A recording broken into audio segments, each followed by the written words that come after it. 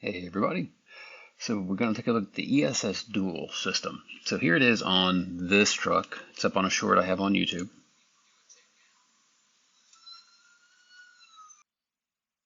Alright, so how do I do it?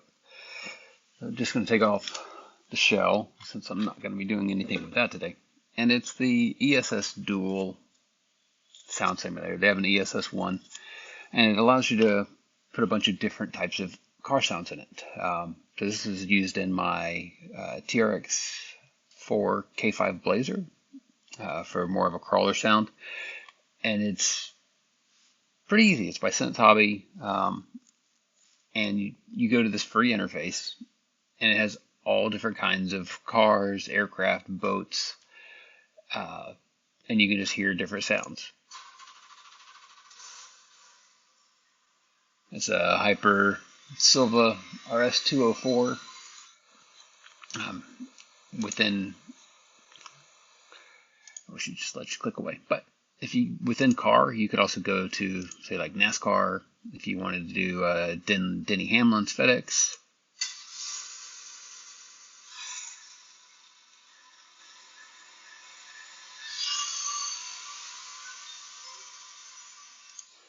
And it is proportional, so how hard you squeeze the remote trigger, the more the engine will go. It'll do shifts. Short course trucks, crawlers, I think F-150. So whatever you're looking for, they also have things like turbochargers. If you have a drift car or something that would have a turbocharger on it with different sounds. I'm not sure about that. Whatever. And they have brake, and then they also have like auxiliary. So you have the Dixie horn.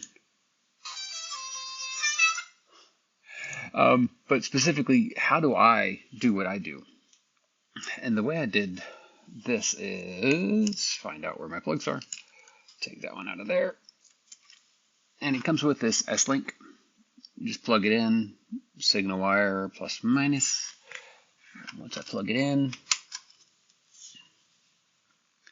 it will find my device, populate it.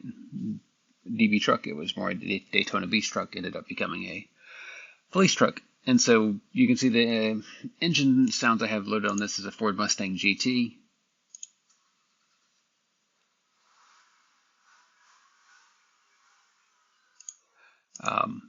I have a brake. I took off the supercharger, but then I added a howler. It's like, how did you add a howler? I'm glad you asked. So you have to make it. And the way I did that is I went out to the web and I found some sounds. And when you find the sound you want, you find a audio program that lets you take the WAV files .wav. They need to be small because there's not a whole lot of internal memory on this ESS sound module to allow you to put a huge audio file like a full song or something, maybe 3-4 seconds of audio. And then I come into Audacity. I had to learn this. And so what I did is I grabbed this one called a piercer and howler, which gives you that low rumble, the wail, and then a yelp and howler. And you just play the sound. It's like, okay, that's more of a straightaway, not going through an intersection maybe. Got the yelp and howler. Get that low rumble in there. I like that one. Got the piercer and howler. Man, this one will just wake you up. Maybe heading through an intersection. Alright, so here's a program called Audacity that will let us make these WAV files and save them as we want. So open that up. I went up to the web. I grabbed some sounds, both with and without the low rumble howler or rumbler. And take the piercer. We'll put it in there. I'll go in here and zoom out a little bit so I can see the full screen. We'll get the yelp and howler. Put that in there. And then we'll hit play. So that you can hear, you have 4 sirens going. You have the piercer and howler and the yelp and howler. So if you wanted to do like a multi-vehicle response, you could. But what I want to do is grab this yelp and howler and put it up here at the top. So grab you.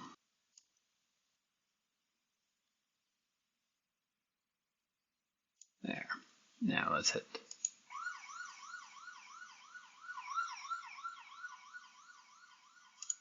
Alright, it's a bit longer than I want it to go.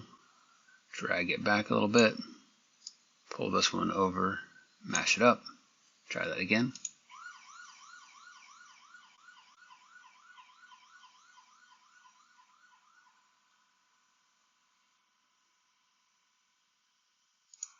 There.